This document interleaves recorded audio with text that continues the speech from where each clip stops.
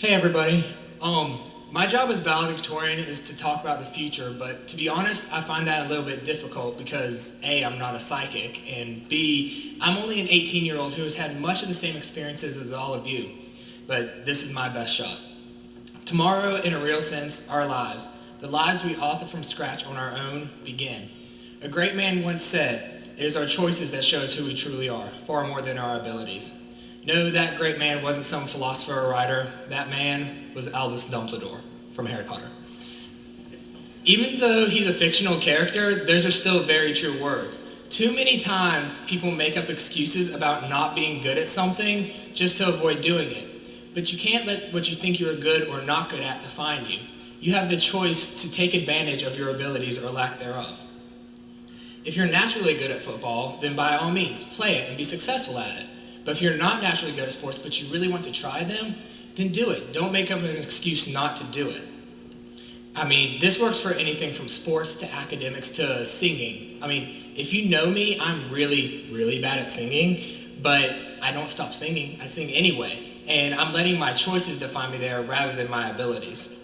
We are blessed to live in the great country of America where we're able to make whatever choices we want.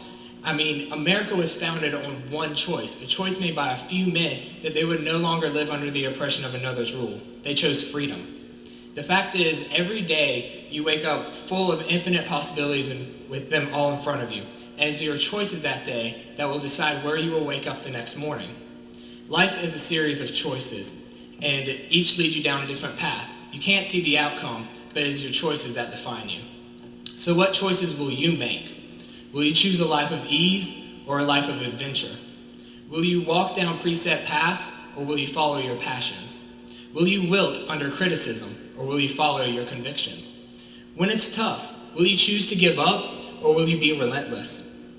Will you choose to die on your knees or fight to live on your feet? Will you choose to be cruel at the expense of others or will you be kind? Will you let others hold you back or will you change the world? This is my prediction.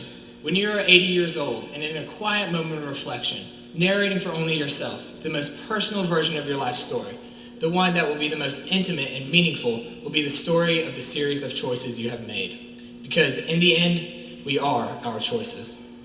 So when you wake up every day full of infinite possibilities, start by choosing to wake up with the right attitude. All of our times are limited, so don't waste it living someone else's life.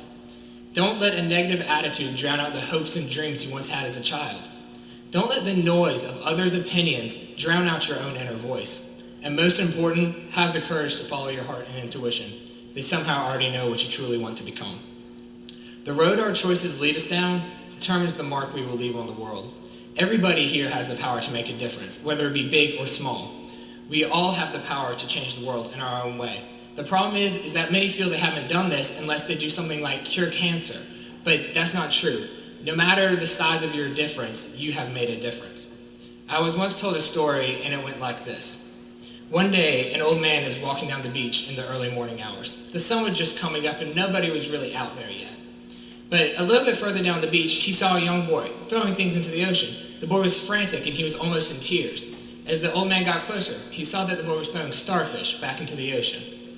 The old man grabbed the boy's arm mid-throw and he said, "Son, why are you throwing these back into the ocean?" And the boy said back, "The sun's coming up soon, and the tide won't rise again for hours. If I don't throw them back now, they'll die in the heat of the sun." And the old man said, "Look, son, look to your left and look to your right. There are starfish along this beach for miles. There's no way you can save them all. You just can't make a difference." Then the boy stopped struggling and the old man let him go. And then suddenly the boy reached down, picked up another one, and threw it into the ocean, and he said, "Well, I made a difference to that one." The way that young boy looked at life is the way we all need to. It doesn't matter whether you cure cancer or if you just help a friend in need. You made a difference in this world. Never forget that. Every one of us in this class, in this stadium, has the power to make a difference, and we can do that through our choices. So, after we leave this stadium and start the rest of our lives, we will let our choices show who we really are. We will follow our hearts and not let others define us. And we, as the South Pointe class of 2012, will not only make a difference, we will change the world. Thank you.